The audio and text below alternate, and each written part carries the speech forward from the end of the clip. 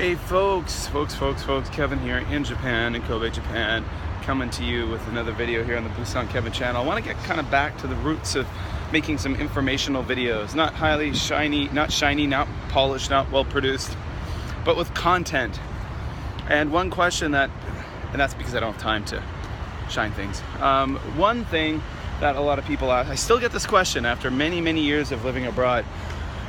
Do I sometimes get homesick? So what I wanted to talk about was beating homesick, combating homesickness, fighting homesickness. It is something that happens to everybody. And there are some people who say that they never get homesickness, but I think that's a little bit weird.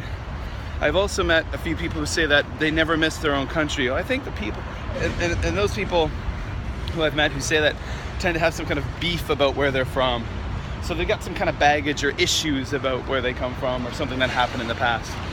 But it's pretty safe to say that pretty much everyone gets homesick at one time or another, depending on how long you've been abroad. I still get homesickness, but it's much easier to deal with now in 2016 here in Japan than it was a long time ago. Like when I came to Asia originally in 2002, I would get quite homesick, mostly because of the fact that my family lived really far away. It was my first time being abroad, and I mean, it was pretty rough. I mean, where I lived in Korea, there weren't a lot of foreigners around. I didn't have internet connection at my house. I could only email people from work. It was really hard to get like comfort food from home. Very limited entertainment.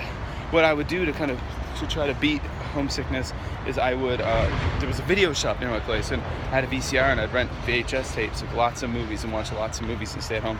Occasionally, my friends and I would head into Seoul, and there was a foreign food shop. It was very expensive, and we'd get some food occasionally. Or we'd go into Seoul and go to like an American-style bar and grill, or a pub, and enjoy the drinks and food there. That's how I combated homesickness. And I'd call my mom and dad every once in a while. I'd get an international phone card and call my parents.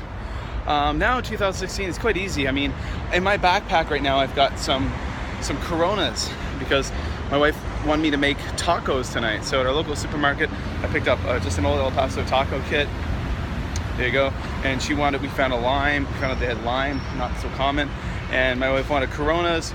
They only had one though, so I got on my bicycle and I went to another part of town, got some more Coronas. And so I can do that now. I mean, there's a lot of import shops here in Kobe. There's a lot of import shops where you can buy tons of stuff. You got Amazon is a big way of buying tons of foreign things. You buy lots of stuff from Amazon. There's Costco around here. I don't have a Costco membership, but I have friends who do, and they're kind enough to sometimes pick me up things when we need them. As far as entertainment goes, obviously the internet's far more developed than it was, 14 years ago when I first came to Asia. So on YouTube, lots of entertainment. We recently got Netflix. Very happy about Netflix, making me happy. Watching House of Cards season 1, really enjoying that. Watching Daredevil, really enjoying that. The kids are loving watching a lot of American and foreign TV shows. It's great, and so I find it's not hard. I Skype my parents all the time. Whenever I want to talk to people, I Skype them from my phone, from my iPhone, from the computers. My kids get to talk to my parents every week on Skype.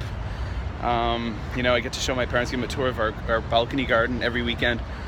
So, yeah, I mean, it's pretty easy to combat homesickness, I would say.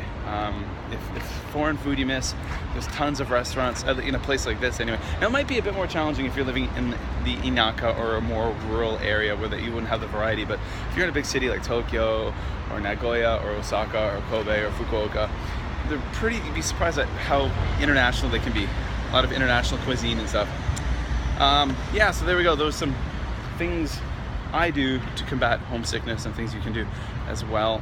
So that's it for me, Kevin, here in Japan. Oh, also one thing I'd like to add is that if you do have hobbies where you're from, continue doing those hobbies here, whether it be running or like crocheting or making jewelry or skateboarding. Do those things here. It'll make your time in Japan more cool. And look, there's a train. There's a port liner. Alright guys, check out all the links below. Like the video if you found it useful. Go listen to my podcast, the Just Japan podcast. Everything you want to know about Japan, all the links are below. Follow me on Twitter and all that stuff, Facebook, all that jazz. Links are below. Alright guys.